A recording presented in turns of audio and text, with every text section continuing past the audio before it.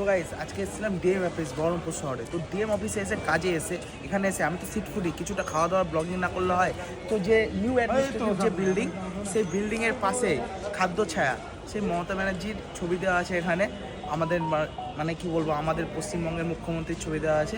তো এখানকার খাওয়া দাওয়া কীরকম, খাবার দাবারটা কেমন টেস্ট, সব কিছু ভিতরে গিয়ে আপনাদেরকে আমি জানাবো।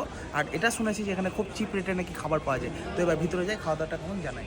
গাইজ এটা হচ্ছে সেই 70 টাকার চিকেন থালি। দেখতে পাচ্ছ এখানে একটা এরকম বড় সাইজের চিকেন আছে, আর একটা 5 তরকারি টাইপের তরকারি আছে, আলু ভাজা আছে, পেঁয়াজ লঙ্কা লেবু আর ডাল।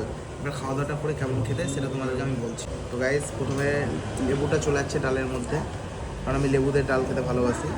সেই ডালটা দিয়ে ভাত থেকে একটুখানি নিয়ে, মুসুরির ডাল যত সম্ভব এটা, এই ডাল আর একটু সেই 5 তরকারি আর একটু আলু ভাজা, যেটা রাজকীয় বাইটে এবার খাওয়ার পালা।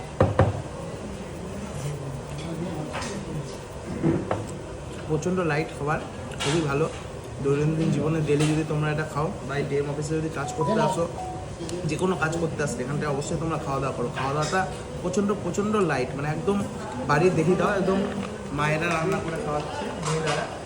তো মহিলাদের হাতে রান্না মানে যেন একদম ভালো, কোনো রিচ না, খুবই ভালো খেতে খাবারটা, টেস্টফুল একদম। তো গাইস এবার সেই চিকেনটা টেস্ট করা পালা। চিকেনটা দেখে নাও, এই চিকেনটা সাইড করে রেখে দিলাম, আর ঝোলটা রেখে নিয়ে নিলাম পুরো লাল লাল ঝোল।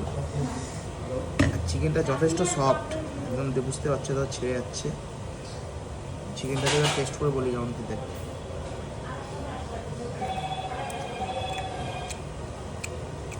প্রচণ্ড পরিমাণে লাইট, খুবই একদম বাড়িতে সেই হালকা করে পাতলা ঝোল দিয়ে যে চিকেনটা হয় ওইরকম টাইপেরই টেস্ট পুরো। আর সত্যি এটা খেলে কোনোদিন পেট খারাপ হবে না, এটা খেলে পেট আর মন আর সব কিছু একদম পুরো ফিট থাকবে।